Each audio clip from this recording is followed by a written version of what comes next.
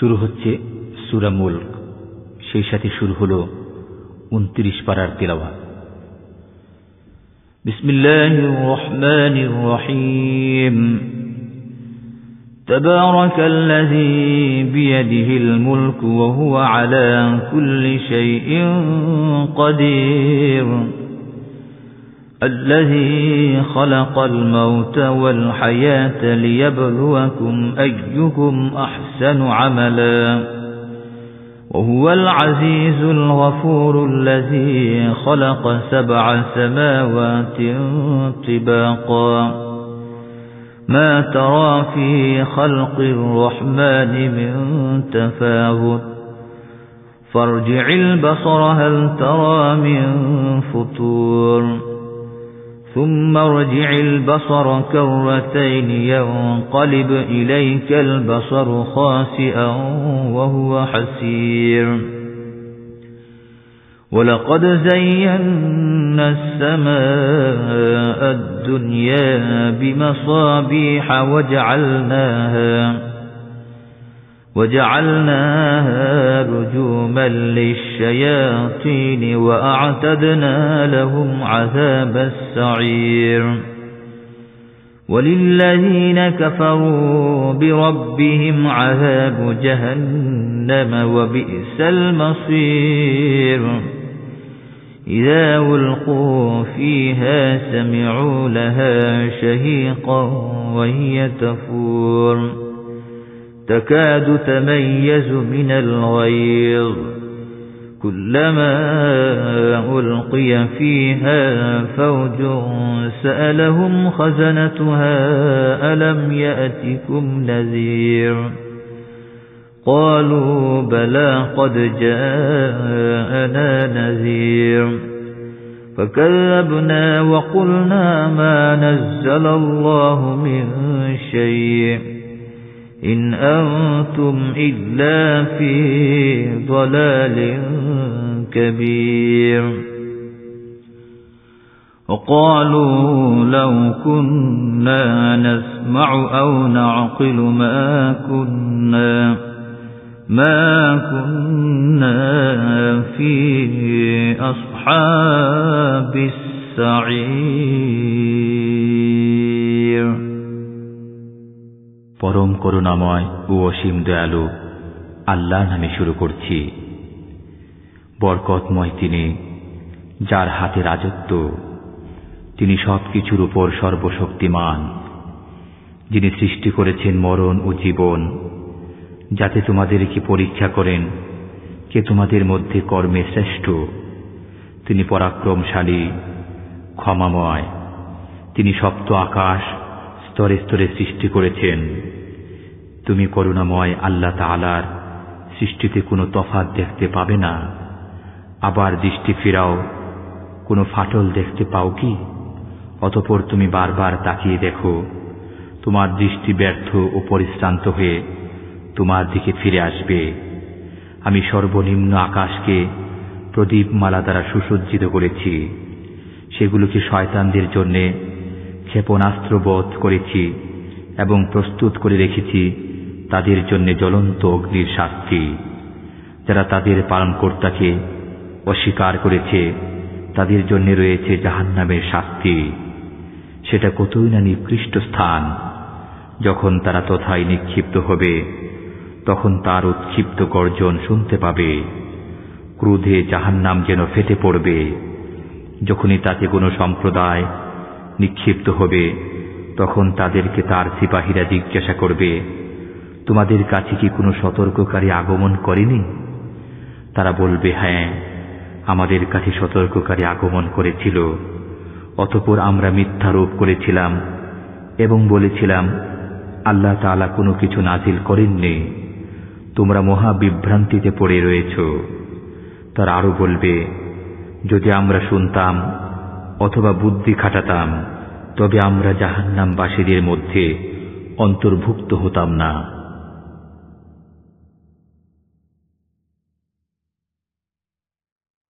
فاعترفوا بذنبهم فسحقا لأصحاب السعير إن الذين يخشون يخشون ربهم بالغيب لهم مغفرة وأجر كبير وأسروا قولكم أو اجهروا به إنه عليم بذات الصدور ألا يعلم من خلق وهو اللطيف الخبير هو الذي جعل لكم الأرض ذلولا فامشوا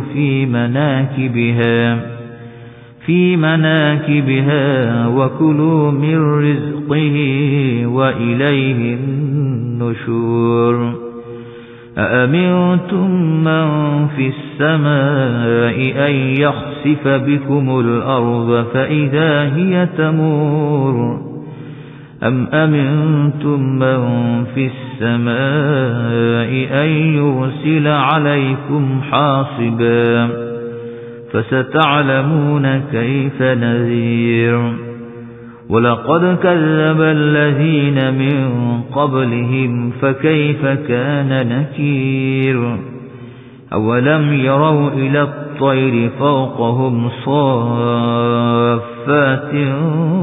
ويقبضن ما يمسكهن إلا الرحمن إنه بكل شيء بصير أمن هذا الذي هو جند لكم ينصركم من دون الرحمن إن الكافرون إلا في غرور أمن هذا الذي يرزقكم إن أمسك رزقه بل لجوا في عتب ونفور أفمن يمشي مكبا على وجهه أهدى أمن يمشي سويا على صراط مستقيم অতঃপর তারা তাদের অপরাধ স্বীকার করবে জাহান্নামীরা দূর হোক নিশ্চয়ই যারা তাদের পালনকর্তাকে না দেখে ভয় করে তাদের জন্য রয়েছে ক্ষমা ও মহাপুরস্কার তোমরা তোমাদের কথা গোপনে বলো অথবা প্রকাশ্যে বলো তিনি তো অন্তরের বিষয়াদি সম্পর্কে সম্যক অবগত যিনি সৃষ্টি করেছেন তিনি কি করে জানবেন না তিনি সূক্ষ্ম জ্ঞানী সম্যক পরিজ্ঞাত তিনি তোমাদের জন্য পৃথিবীকে সুগম করেছেন অতএব তোমরা তার কাঁধে বিচরণ করো এবং তার দেয়া রিজিক আহার করো তারই কাছে পুনরুজ্জীবন হবে তোমরা কি ভাবনামুক্ত হয়ে গেছো যে আকাশে যিনি আছেন তিনি তোমাদেরকে ভূগর্ভে বিলীন করে দেবেন অতঃপর তা কাঁপতে থাকবে না তোমরা নিশ্চিন্ত হয়ে গেছো যে আকাশে যিনি আছেন তিনি তোমাদের উপর প্রস্তর বৃষ্টি বর্ষণ করবেন অতঃপর তোমরা জানতে পারবে কেমন ছিল আমার সতর্কবাণী তাদের পূর্ববর্তীরা মিথ্যারূপ করেছিল অতঃপর কত কঠোর হয়েছিল আমার অস্বীকৃতি তারা কি লক্ষ্য করে না তাদের মাথার উপর উড়ন্ত পক্ষীকুলের প্রতি পাখা বিস্তারকারী ও পাখা সংকোচনকারী রহমান আল্লাহই তাদেরকে স্থির রাখেন তিনি সর্ববিষয় দেখেন রহমান আল্লাহ তাআলা ব্যতীত তোমাদের কোনো সৈন্য আছে কি যে তোমাদেরকে সাহায্য করবে কাফেররা বিভ্রান্তিতেই পতিত আছে তিনি যদি রিজিক বন্ধ করে দেন তবে কে আছে যে তোমাদেরকে রিজিক দেবে বরং তারা অবাধ্যতা ও বিমুখতায় ডুবে রয়েছে যে ব্যক্তি উপর হয়ে মুখে ভর দিয়ে চলে সেই কি সৎ পথে চলে না সে ব্যক্তি যে সোজা হয়ে সরল পথে চলে قل هو الذي أنشأكم وجعل لكم السمع والأبصار والأفئدة قليلا ما تشكرون قل هو الذي ذرأكم في الأرض وإليه تحشرون ويقولون متى هذا الوعد إن كنتم صادقين قل إنما العلم عند الله وإنما أنا نذير مبين فلما رأوه زلفة سيئت وجوه الذين كفروا وقيل هذا الذي كنتم به تدعون قل أرأيتم إن أهلكني الله ومن معي أو رحمنا فمن يجير الكافرين من عذاب أليم قل هو الرحمن آمنا به وعليه توكلنا فستعلمون من هو في ضلال مبين قل أرأيتم إن أصبح ماؤكم غورا فمن يأتيكم بماء معين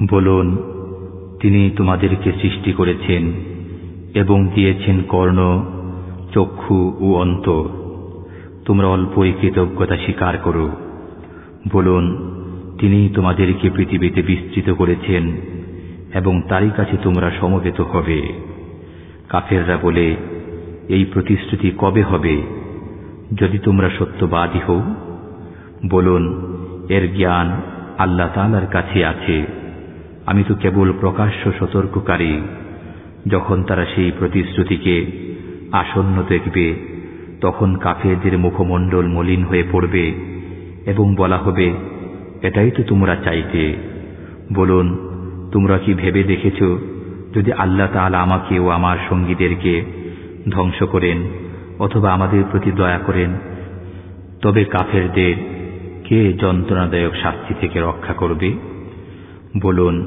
তিনি পরম করুণাময় আমরা তাতে বিশ্বাস রাখি এবং তারই উপর ভরসা করি সত্যই তোমরা জানতে পারবে কে প্রকাশ্য পথভ্রষ্টতায় আছে বলুন তোমরা ভেবে দেখেছ কি যদি তোমাদের পানি ভূগর্ভের গভীরে চলে যায় তবে কে তোমাদেরকে সরবরাহ করবে পানির স্রোতধারা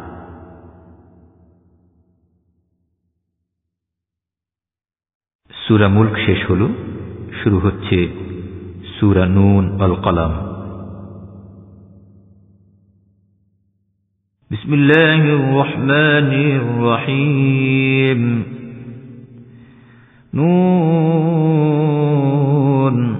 ওয়াল কলমি ওয়া মা ইয়াসতুরুন মা আনতা বিনি'মাতি রাব্বিকা বিমাজনুন وإن لك لأجرا غير ممنون وإنك لعلى خلق عظيم فستبصر ويبصرون بأيكم المفتون إن ربك هو أعلم بمن ضل عن سبيله وهو أعلم بالمهتدين فلا تطع المكذبين ودوا لو تدهن فيدهنون ولا تطع كل حلاف مهين هماز مشاء بنميم مناع للخير معتد أثيم عتل بعد ذلك زنيم أن كان ذا مال وبنين إذا تتلى عليه آياتنا قال أساطير الأولين سنسمه على الخرطوم إنا بلوناهم كما بلونا أصحاب الجنة إذ أقسموا ليصرمنها مصبحين ولا يستثنون فطاف عليها طائف من ربك وهم نائمون فأصبحت كالصريم فتنادوا مصبحين أن اغدوا على حرثكم إن كنتم صارمين فانطلقوا وهم يتخافتون ألا يدخلنها اليوم عليكم مسكين وغدوا على حرد قادرين فلما رأوها قالوا إنا لضالون بل نحن محرومون قال أوسطهم ألم أقل لكم لولا تسبحون قالوا سبحان ربنا إنا كنا ظالمين فأقبل بعضهم على بعض يتلاومون قالوا يا ويلنا إنا كنا طاغين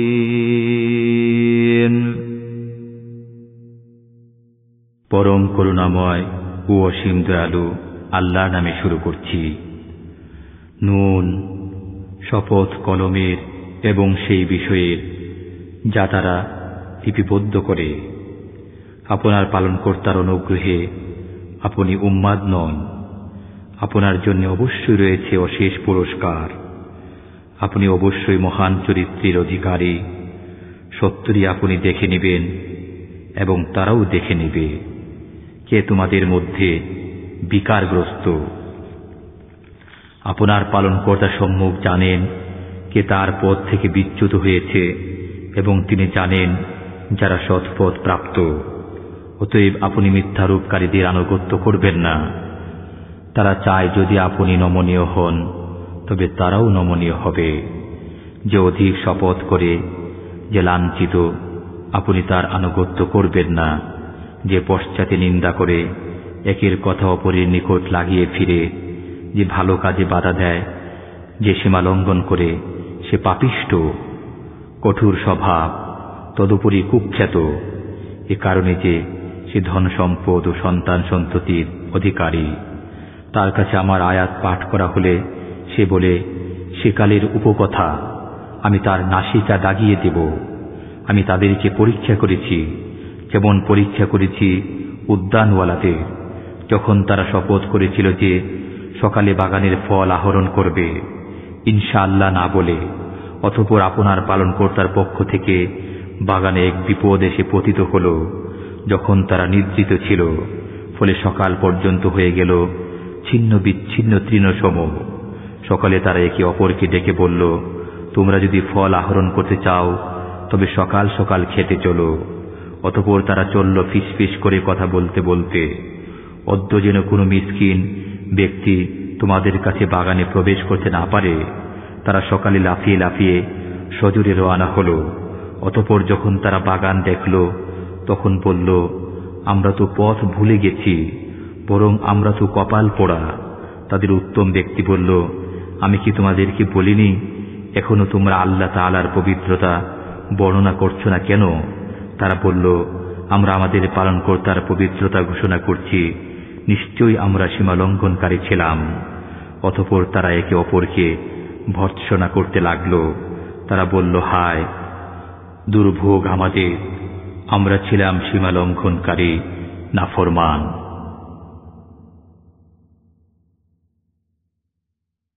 عسى ربنا أن يبدلنا خيرا منها إنا إلى ربنا راغبون كذلك العذاب ولعذاب الآخرة أكبر لو كانوا يعلمون إن للمتقين عند ربهم جنات النعيم أفنجعل المسلمين كالمجرمين ما لكم كيف تحكمون أم لكم كتاب فيه تدرسون إن لكم فيه لما تخيرون أم لكم أيمان علينا بالغة إلى يوم القيامة إن لكم لما تحكمون سلهم أيهم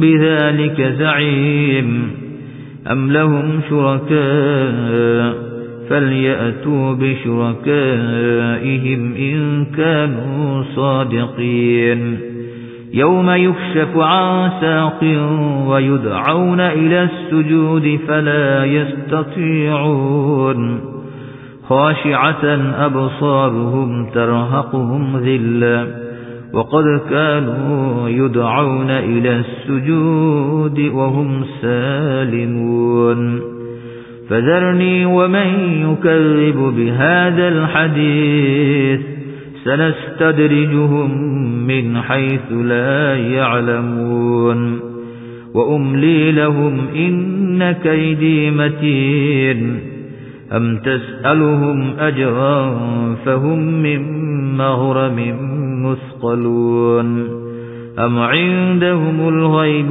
فهم يكتبون فاصبر لحكم ربك ولا تكن كصاحب الحوت إذ نادى وهو مكظوم সম্ভবত আমাদের পালনকর্তা বিনিময়ে এর চাইতে উত্তম বাগান আমাদেরকে দিবেন। আমরা আমাদের পালনকর্তার কাছে আশাবাদী। শাস্তি এভাবেই আসে এবং পরকালের শাস্তি আরো গুরুতর। যদি তারা জানত, মুত্তাকিদের জন্য তাদের পালনকর্তার কাছে রয়েছে নিয়ামতের জান্নাত। আমি কি আজ্ঞাবহদেরকে অপরাধীদের ন্যায় গণ্য করব? তোমাদের কি হলো? তোমরা কেমন সিদ্ধান্ত দিচ্ছ? তোমাদের কি কোনো কিতাব আছে যা তোমরা পাঠ করো? তাতে তোমরা যা পছন্দ করো তাই পাও? না তোমরা আমার কাছ থেকে কিয়ামত পর্যন্ত বলবৎ কোনো শপথ নিয়েছ যে তোমরা তাই পাবে যা তোমরা সিদ্ধান্ত করবে? আপনি তাদেরকে জিজ্ঞাসা করুন, তাদের কে এ বিষয়ে দায়িত্বশীল? না তাদের কোনো শরীক উপাস্য আছে? থাকলে তাদের শরীক উপাস্যদেরকে উপস্থিত করুক যদি তারা সত্যবাদী হয়। গুছা পর্যন্ত পা খোলার দিনের কথা স্মরণ করো।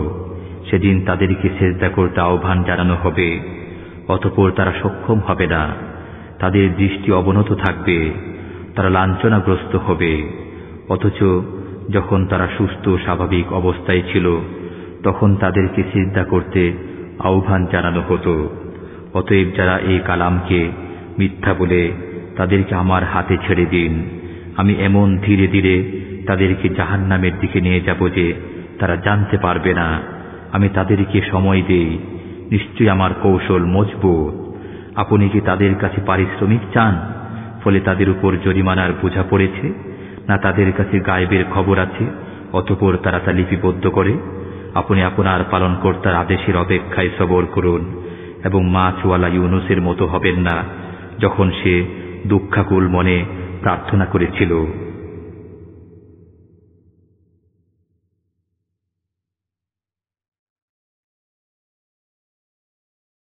لولا أن تداركه نعمة من ربه لنبذ بالعراء وهو مذموم فاجتباه ربه فجعله من الصالحين وإن يكاد الذين كفروا ليزلقونك بأبصارهم لما سمعوا الذكر ويقولون إنه لمجنون وما هو إلا ذكر للعالمين যদি তার পালনকর্তার অনুগ্রহ তাকে সামাল না দিত, তবে সে নিন্দিত অবস্থায় জনশূন্য প্রান্তরে নিক্ষিপ্ত হতো। অতঃপর তার পালনকর্তা তাকে মনোনীত করলেন এবং তাকে সৎকর্মীদের অন্তর্ভুক্ত করে নিলেন। কাফেররা যখন কোরআন শোনে তখন তারা তাদের দৃষ্টি দ্বারা যেন আপনাকে আছাড় দিয়ে ফেলে দিবে এবং তারা বলে, সে তো একজন পাগল। অথচ এই কোরআন তো বিশ্বজগতের জন্য উপদেশ গ্রন্থ ছাড়া কিছু নয়। সূরা কলম শেষ হল, শুরু হচ্ছে সূরা আল হাক্কা। বিসমিল্লাহির রহমানির রহিম। আল হাক্কাতু মাল হাক্কা ওয়া মা আদরাকা মাল হাক্কা كذبت ثمود وعاد بالقارعة فأما ثمود فأهلكوا بالطاغية وأما عاد فأهلكوا بريح صرصر عاتية سخرها عليهم 7 ليال و8 أيام حسوما فترى القوم فيها صرعا كأنهم أعجاز نخل خاوية فهل ترى لهم من باقية وجاء فرعون ومن قبله والمؤتفكات بالخاطئة فعصوا رسول ربهم فأخذهم أخذة رابية إنا لما طغى الماء حملناكم في الجارية لنجعلها لكم تذكرة وتعيها أذن واعية। পরম করুণাময় ও অসীম দয়ালু আল্লাহর নামে শুরু করছি। সুনিশ্চিত বিষয়। সুনিশ্চিত বিষয় কি? আপনি কি কিছু জানেন? সেই সুনিশ্চিত বিষয় কি? আদ ও সামুদ গোত্র মহাপ্রলয়কে মিথ্যা বলেছিল, অতঃপর সামুদ গোত্রকে ধ্বংস করা হয়েছিল এক প্রলয়ঙ্কর বিপর্যয় দ্বারা, এবং আদ গোত্রকে ধ্বংস করা হয়েছিল এক প্রচণ্ড ঝঞ্ঝাবায়ু, যা তিনি প্রবাহিত করেছিলেন তাদের উপর 7 রাত্রি ও 8 দিবস পর্যন্ত অবিরাম। আপনি তাদেরকে দেখতেন যে তারা অসার খরজুর কাণ্ডের ন্যায় ভূপাতিত হয়ে রয়েছে। আপনি তাদের কোনো অস্তিত্ব দেখতে পান কি? ফিরআউন, তার পূর্ববর্তীরা এবং উল্টে যাওয়া বস্তিবাসীরা গুরুতর পাপ করেছিল। তারা তাদের পালনকর্তার রাসূলকে অমান্য করেছিল, ফলে তিনি তাদেরকে কঠোর হস্তে পাকড়াও করলেন। যখন জলোচ্ছ্বাস হয়েছিল তখন আমি তোমাদেরকে চলন্ত নৌযানে আরোহণ করিয়েছিলাম, যাতে এ ঘটনা তোমাদের জন্য স্মৃতির বিষয় এবং কান এটাকে উপদেশ গ্রহণের উপযোগী রূপে গ্রহণ করে।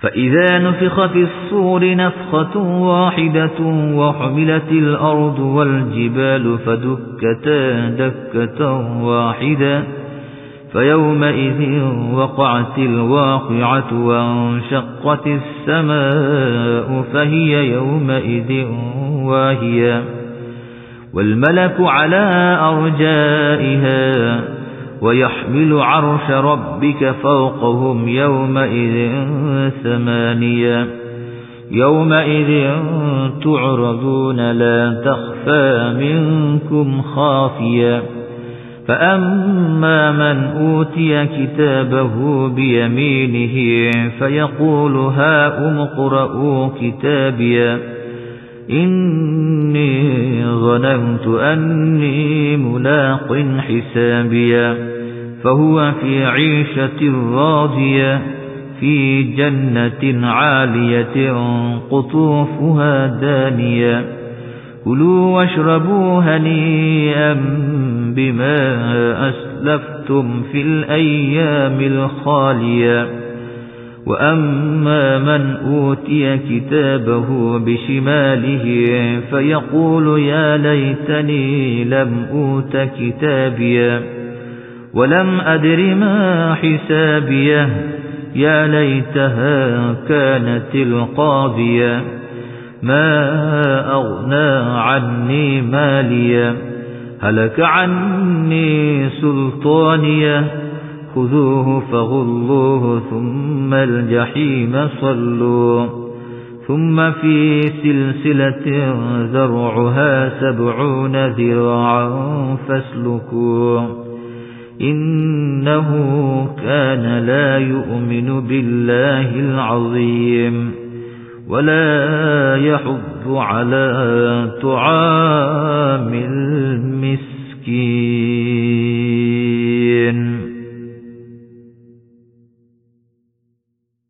যখন সিংগায় ফুৎকার দেয়া হবে একটি মাত্র ফুৎকার এবং পৃথিবী ও পর্বতমালা উত্তোলিত হবে ও চূর্ণ বিচূর্ণ করে দেয়া হবে সেদিন কিয়ামত সংঘটিত হবে সেদিন আকাশ বিদীর্ণ হবে ও বিক্ষিপ্ত হবে এবং ফেরেশতাগণ আকাশের প্রান্ত দেশে থাকবে ও 8 জন ফেরেশতা আপনার পালনকর্তার আরশকে তাদের ঊর্ধ্বে বহন করবে সেদিন তোমাদেরকে উপস্থিত করা হবে তোমাদের কোনো কিছু গোপন থাকবে না অতঃপর যার আমলনামা ডান হাতে দেয়া হবে সে বলবে নাও তোমরাও আমলনামা পড়ে দেখো আমি জানতাম যে আমাকে হিসাবের সম্মুখীন হতে হবে অতঃপর সে সুখী জীবন যাপন করবে সুউচ্চ জান্নাতে তার ফলসমূহ অবনমিত থাকবে বিগত দিনে তোমরা যা প্রেরণ করেছিলে তার প্রতিদানে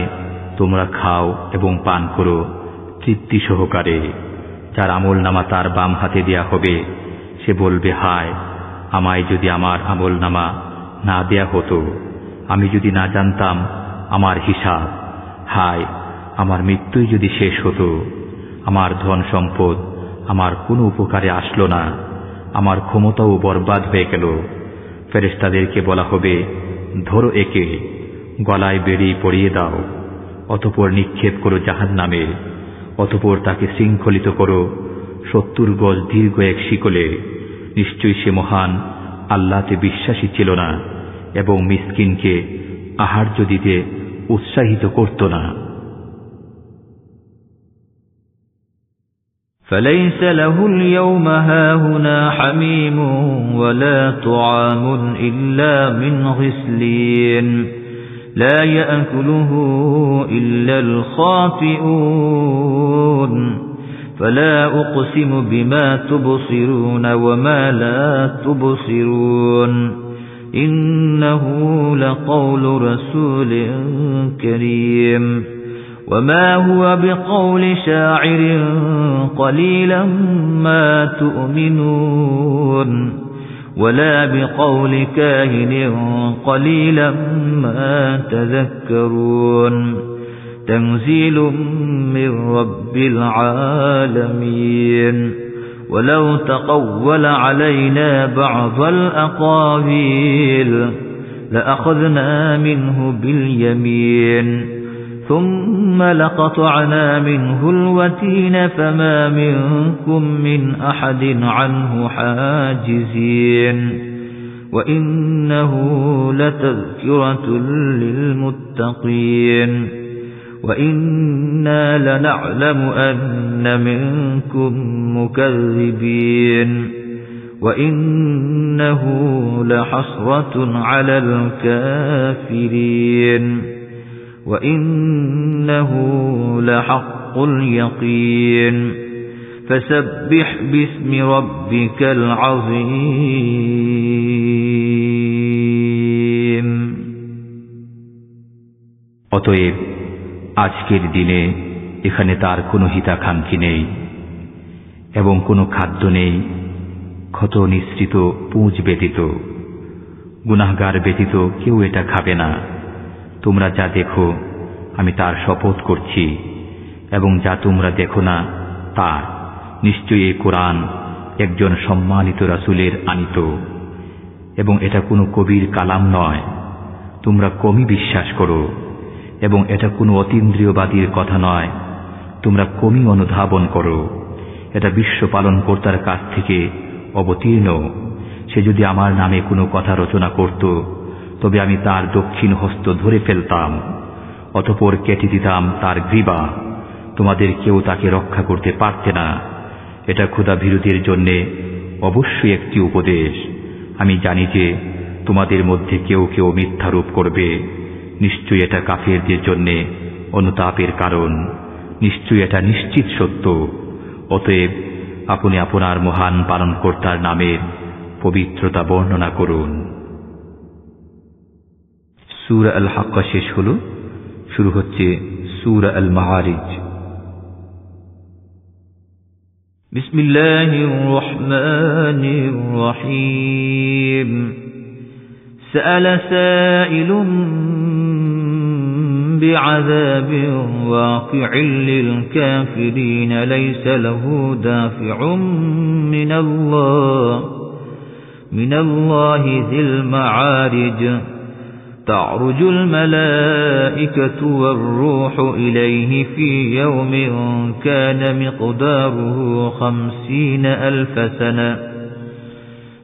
سنة فاصبر صبرا جميلا إنهم يرونه بعيدا ونراه قريبا يوم تكون السماء كالمهل وتكون الجبال كالعهن ولا يسأل حميم حميما يبصرونهم يود المجرم لو يفتدي من عذاب يومئذ ببنيه وصاحبته وأخيه وفصيلته التي تؤويه ومن في الأرض جميعا ثم ينجيه كلا إنها لظى نزاعة للشوى تدعو من أدبر وتولى وجمع فأوعى إن الإنسان خلق هلوعا إذا مسه الشر جزوعا وإذا مسه الخير منوعا إلا المصلين الذين هم على صلاتهم دائمون والذين في أموالهم حق معلوم للسائل والمحروم والذين يصدقون بيوم الدين والذين هم من عذاب ربهم مشفقون إن عذاب ربهم غير مأمون والذين هم لفروجهم حافظون إلا على أزواجهم أو ما ملكت أيمانهم فإنهم غير ملومين فمن ابتغى وراء ذلك فأولئك هم العادون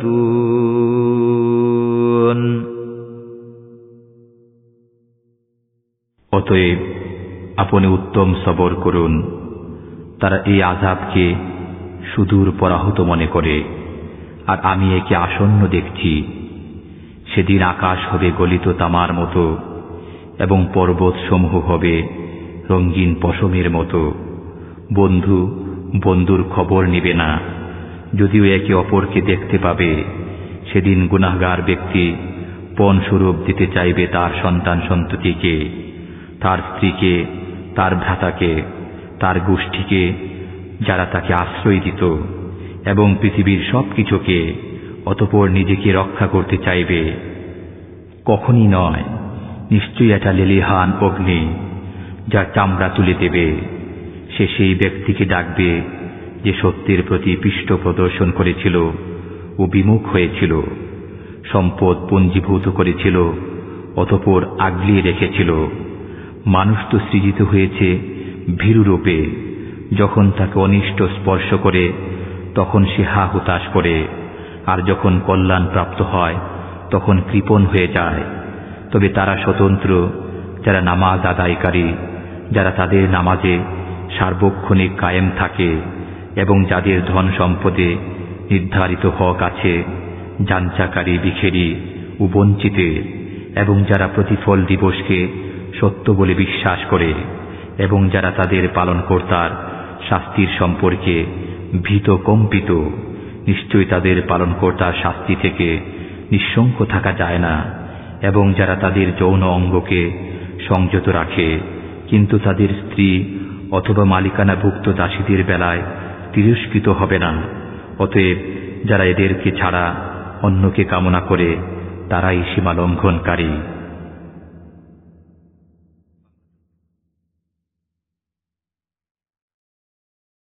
والذين هم لأماناتهم وعهدهم راعون والذين هم بشهاداتهم قائمون والذين هم على صلاتهم يحافظون أولئك في جنات مكرمون فما للذين كفروا قبلك مهطعين عن اليمين وعن الشمال عزين أيطمع كل امرئ منهم أن يدخل جنة نعيم كلا إنا خلقناهم مما يعلمون فلا أقسم برب المشارق والمغارب إنا لقادرون على أن نبدل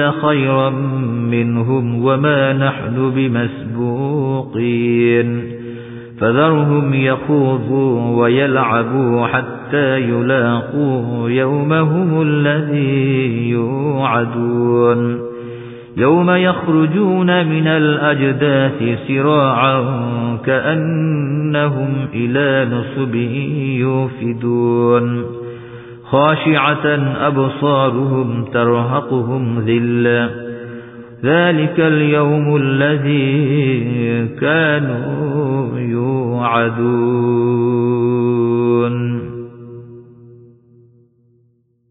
এবং যারা তাদের আমানত ও অঙ্গীকার রক্ষা করে এবং যারা তাদের সাক্ষ্যদানে সরল নিষ্ঠাবান এবং যারা তাদের নামাজে যত্নবান তারাই জান্নাতে সম্মানিত হবে।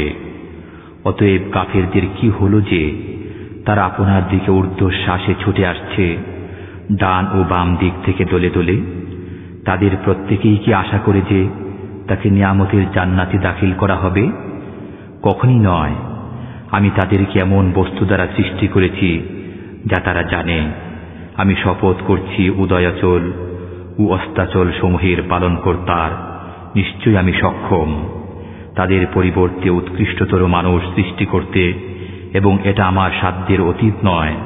অতএব আপনি তাদেরকে ছেড়ে দিন, তারা বাক বিতণ্ডা ও ক্রীড়া কৌতুক করুক সেই দিবসের সম্মুখীন হওয়া পর্যন্ত, যে দিবসের ওয়াদা তাদের সাথে করা হচ্ছে। সেদিন তারা কবর থেকে দ্রুত বেগে বের হবে, যেন তারা কোনো এক লক্ষ্যস্থলের দিকে ছুটে যাচ্ছে। তাদের দৃষ্টি থাকবে অবনমিত, তারা হবে হীনতাগ্রস্ত। এটাই সেই দিন যার ওয়াদা তাদেরকে দেয়া হতো। সূরা আল মাআরিজ শেষ হলো, শুরু হচ্ছে সূরা নূহ। বিসমিল্লাহির রহমানির রহিম। إنا أرسلنا نوحا إلى قومه أن أنذر قومك من قبل أن يأتيهم عذاب أليم قال يا قوم إني لكم نذير مبين أن اعبدوا الله واتقوه وأطيعون يغفر لكم من ذنوبكم ويؤخركم إلى أجل مسمى إن أجل الله إذا جاء لا يؤخر لو كنتم تعلمون قال رب إني دعوت قومي ليلا ونهارا فلم يزدهم دعائي إلا فرارا وإني كلما دعوتهم لتغفر لهم جعلوا أصابعهم في آذانهم واستغشوا ثيابهم واستغشوا ثيابهم وأصروا واستكبروا استكبارا ثم إني دعوتهم جهارا ثم إني أعلنت لهم وأسررت لهم إسرارا فقلت استغفروا ربكم إنه كان غفارا يرسل السماء عليكم مدرارا ويمددكم بأموال وبنين ويجعل لكم جنات ويجعل لكم أنهارا ما لكم لا ترجون لله وقارا وقد خلقكم أطوارا ألم تروا كيف خلق الله 7 سماوات طباقا وجعل القمر فيهن نورا وجعل الشمس سراجا والله أنبتكم من الأرض نباتا ثم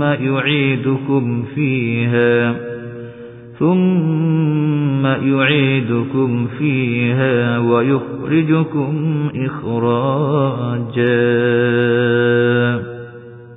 পরম করুণাময় ও অসীম দয়ালু আল্লাহ নামে শুরু করছি।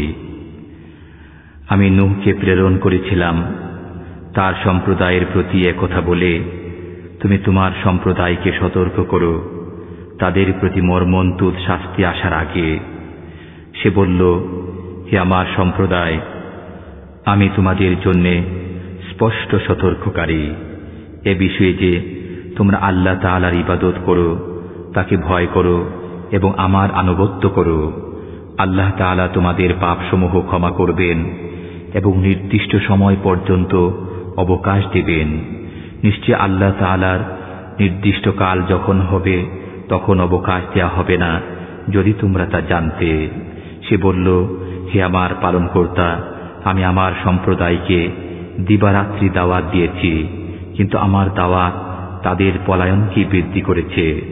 আমি যতবারই তাদেরকে দাওয়াত দিয়েছি যাতে আপনি তাদেরকে ক্ষমা করেন, ততবারই তারা কানে অঙ্গুলি দিয়েছে, মুখমণ্ডল কাপড় দিয়ে ঢেকে ফেলেছে, জেদ করেছে এবং খুব ঔদ্ধত্য প্রদর্শন করেছে। অতঃপর আমি তাদেরকে প্রকাশ্যে দাওয়াত দিয়েছি, অতঃপর আমি ঘোষণা সহকারে প্রচার করেছি এবং গোপনে চুপিসারে বলেছি।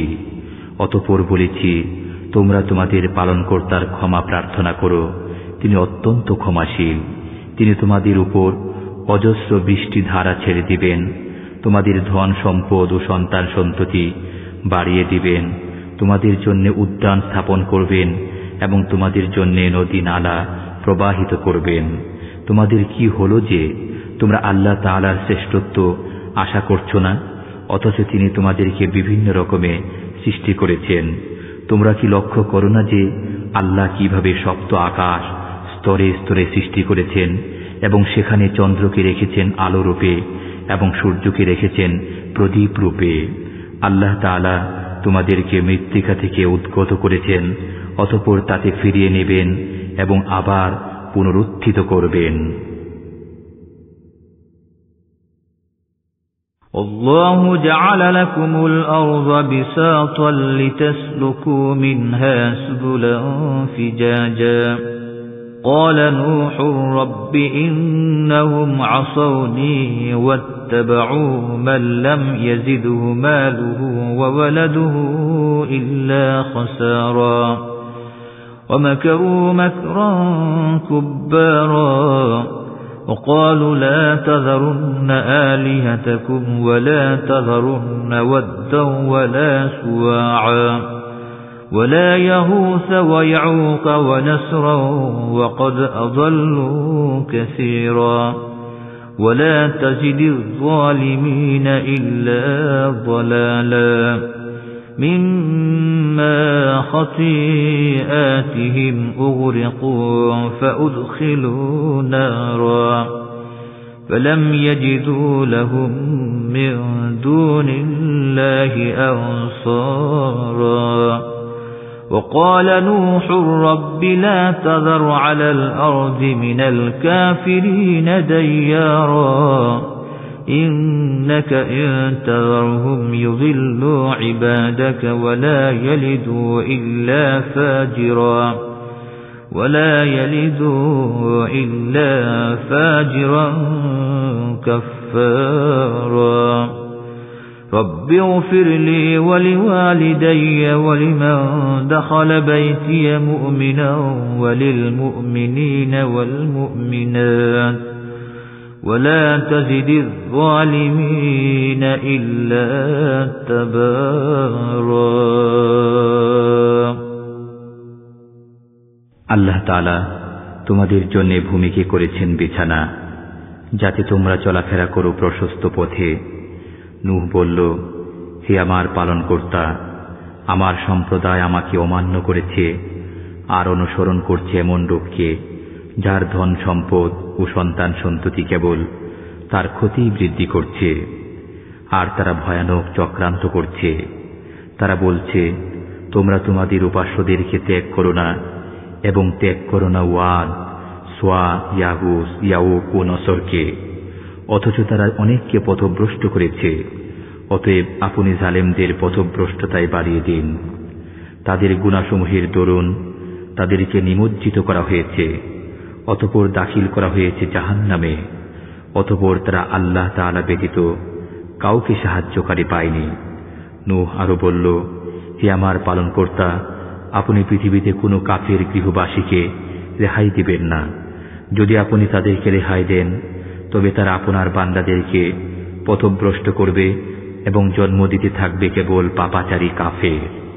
হে আমার পালনকর্তা, আপনি আমাকে, আমার পিতামাতাকে, যারা মুমিন হয়ে আমার গৃহে প্রবেশ করে তাদেরকে এবং মুমিন পুরুষ এবং মুমিন নারীদেরকে ক্ষমা করুন এবং জালিমদের কেবল ধ্বংসই বৃদ্ধি করুন। মুমিন নারীদেরকে ক্ষমা করুন এবং জালিমদের কেবল ধ্বংসই বৃদ্ধি করুন। মুমিন নারীদেরকে ক্ষমা করুন এবং জালিমদের কেবল ধ্বংসই বৃদ্ধি করুন। মুমিন নারীদেরকে ক্ষমা করুন এবং জালিমদের